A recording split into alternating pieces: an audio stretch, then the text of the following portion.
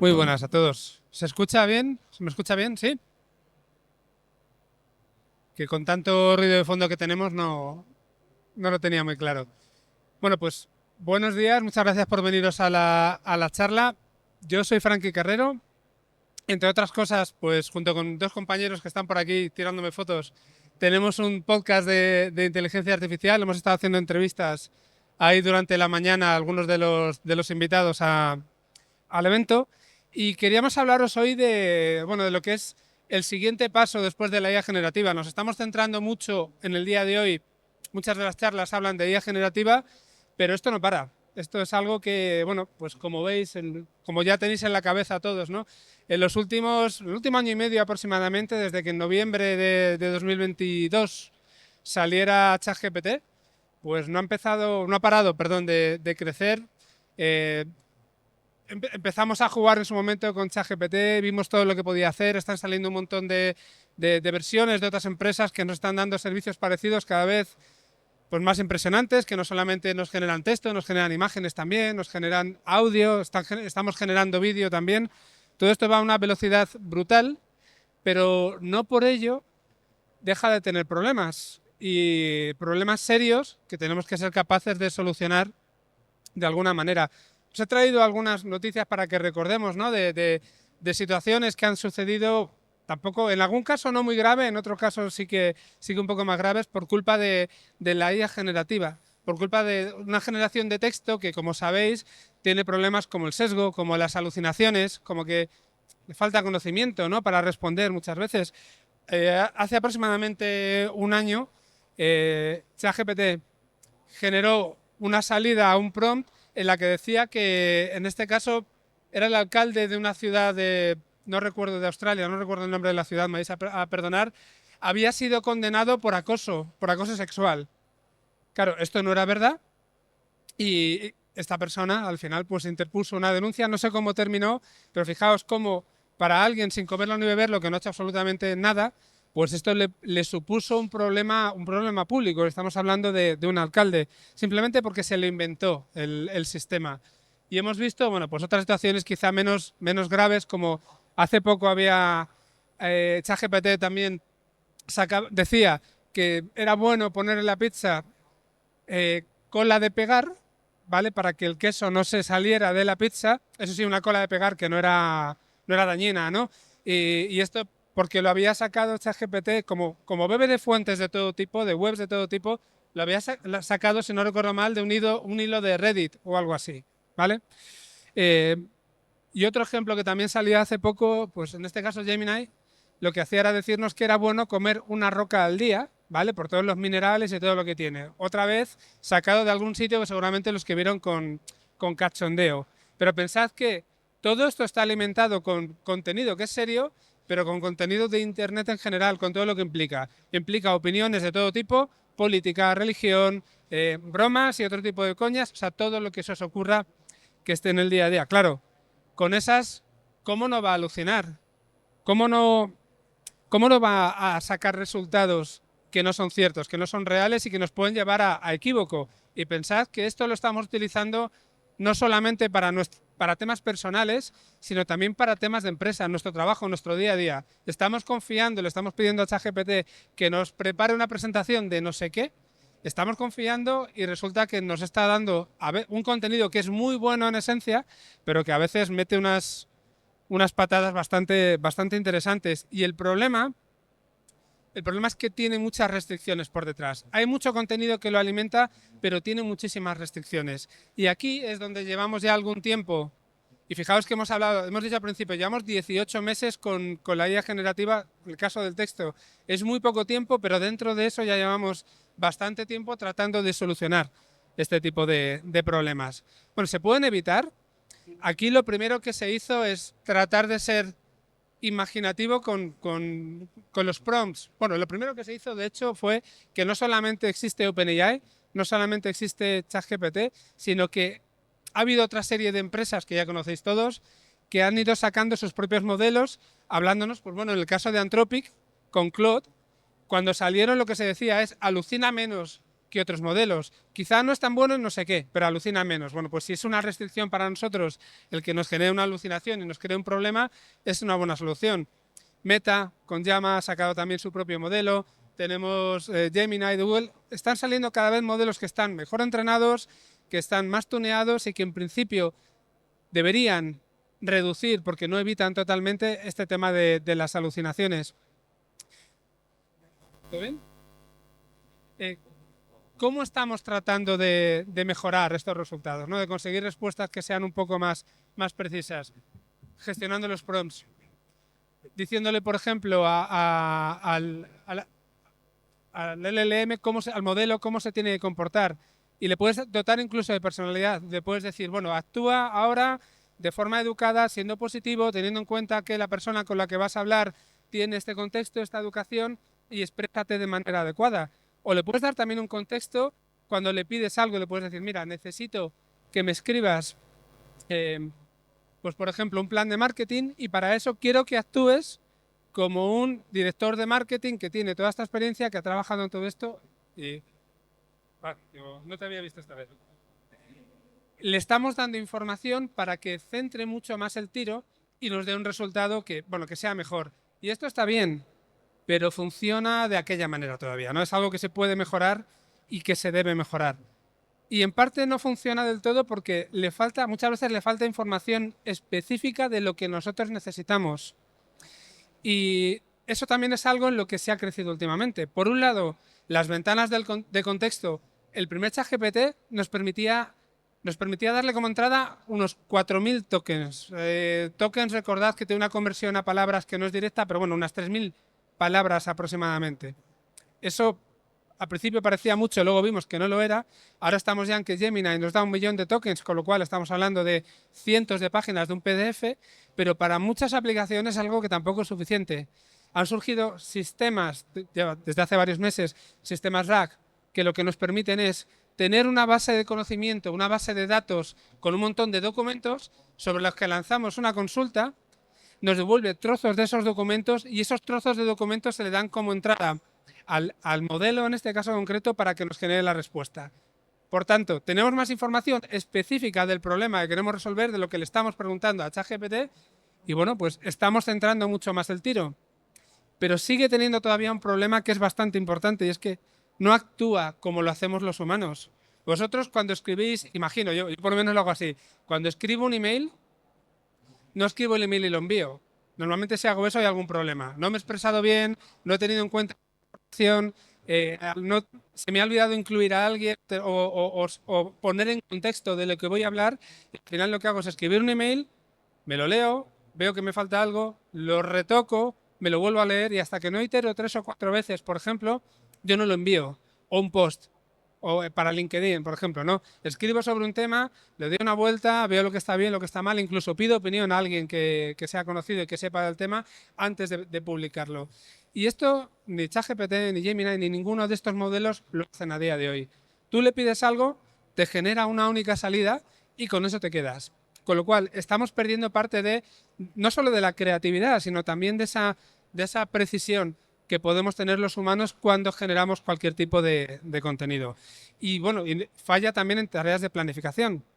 Si le pedimos que resuelva una tarea compleja para la que tiene que planificar, tiene que establecer una serie de pasos primero, pues no funciona bien del todo. De hecho, el año pasado mi hija se presentaba a la EBAU, la estaba ayudando a preparar matemáticas. Cuando le pedías a ChatGPT que te resolviera un problema matemático un poquito complejo, el resultado normalmente a veces estaba bien y a veces no funcionaba bien del todo. Si le decías, oye, desglósame en tareas sencillas este problema y luego resuelve cada una por separado y resuélvelo de forma global, funcionaba mucho mejor. Le estabas obligando a dividirlo en tareas y después de eso obtener el resultado final. Eso mejoraba, pero tampoco resuelve absolutamente todo. Pero así es como pensamos los humanos. Desglosamos en tareas, las resolvemos, las unimos, iteramos y al final, bueno, pues hasta ahora no nos ha ido tan mal, ¿no? O eso creo yo. Bueno, pues podemos hacer lo mismo con un LLM, con un modelo. Podemos hacer lo mismo con ChatGPT, con Gemini. Podemos coger y decir, bueno, pues primero quiero escribir un post sobre agentes LLM. Ayúdame a escribirlo. llega ChatGPT, te lo escribe y luego tú lo lees, lo evalúas y dices, mira, es que parece que le falta información. Yo creo que anda un poco escaso quizá, porque como les pasa a todos estos modelos, no tienen información hasta el día de hoy, sino que tienen información hasta hace varios meses, hasta hace un año, busca información en Internet y complementa este post. Y ya tenemos una segunda versión, pero se lo hemos tenido que decir nosotros. Y luego le puedes decir, mira, vale, me has generado esto, adopta una postura crítica, mira a ver si esto se puede mejorar y generarme una siguiente versión. Es decir, si nosotros interlocutamos con el modelo y le estamos pidiendo en cada paso que nos lo mejore, busque información y que nos lo complete, al final vamos a tener algo mucho más parecido a lo que haríamos como humanos y vamos a tener una versión mucho más mejorada. Pero ya os digo, esto nos obliga a nosotros a estar pendientes de todo el proceso. Como herramienta que nos aumenta, que nos hace bien, pero desde luego si queremos tener una herramienta autónoma que nos genere este tipo de contenidos, no nos vale. Y ahí es donde entran en juego un poco los agentes. Al final un agente es un sistema de inteligencia artificial de cualquier tipo. En este caso nos centramos en LLMs que trabaja de forma autónoma, es decir, va a dar un montón de pasos para generar un resultado de manera autónoma sin que tengamos que estar en todo el proceso, va a tener interacción con el entorno, se va a conectar a Internet, se va a conectar a otras aplicaciones externas, incluso puede ser que hable con otros LLMs o con otros agentes. Va a planificar las tareas, cuando le pidamos algo lo va a dividir en sus tareas automáticamente, se va a ir a resolver cada una de ellas y al final, bueno, va a utilizar una base de conocimiento de datos, de documentos, de Wikipedia si queréis, y al final nos va a generar, como digo, de forma automatizada ese resultado más elaborado y más preciso que es lo que estamos buscando. Y eso es lo que veníamos a contaros hoy. Básicamente, esto es lo que hace un agente, pero hay diferentes tipos de agentes. Se está trabajando todavía mucho en ello. Algunos funcionan mejor o hay parte que está más resuelta que otras. Y la idea es que tengamos un poco, más o menos, una idea de por dónde van los tiros. ¿Qué tipos de agentes tenemos? Pues lo primero, lo más sencillo, lo que os decía, agentes iterativos. Se llaman, se les etiqueta como reflection porque al final son agentes que se van a estar preguntando todo el rato si lo que han hecho es lo suficientemente bueno.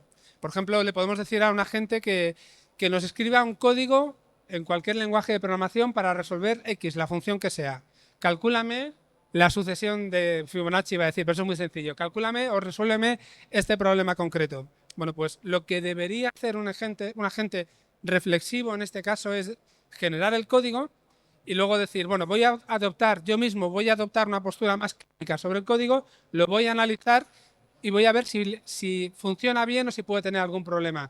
Como resultado de esa segunda fase seguramente va a encontrar algún bug, porque ahora mismo a día de hoy si probáis, seguro que algunos de vosotros sois programadores por aquí, si probáis ChatGPT o Gemini o Copilot, GitHub Copilot y le pedís código, se equivoca a veces.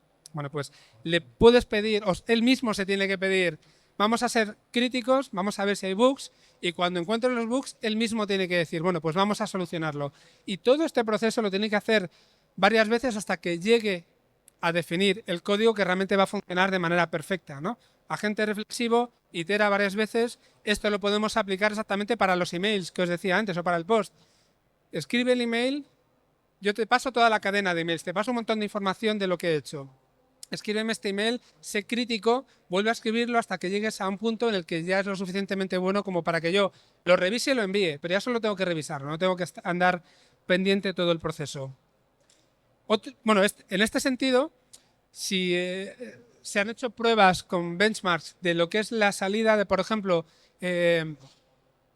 ChatGPT 4o, que es la última versión que tenemos hoy, comparado con tener un agente reflexivo que utiliza ChatGPT 3.5, el resultado con este agente reflexivo es mucho mejor que lo que te da ChatGPT 4 a día de hoy.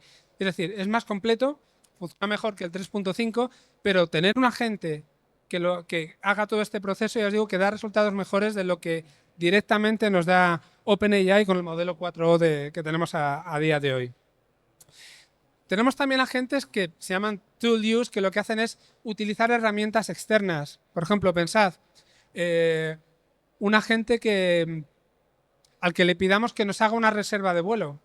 En ese caso concreto, tú le puedes decir, oye, quiero volar de tal a tal sitio, necesito que me hagas una reserva. El agente lo que le estás pidiendo es algo bastante sencillo. Se va a buscar en internet, mira a ver, en algún sitio concreto, mira a ver qué vuelos hay disponibles para las fechas que tú quieres, con los horarios que tú quieres, y lo que tiene que hacer es conectarse al API de la aerolínea determinada donde vayas a viajar y reservar el vuelo. Es decir, se está conectando con una herramienta externa. Una herramienta que puede ser una aplicación, puede ser un modelo de predicción, puede ser, bueno, de diferente naturaleza.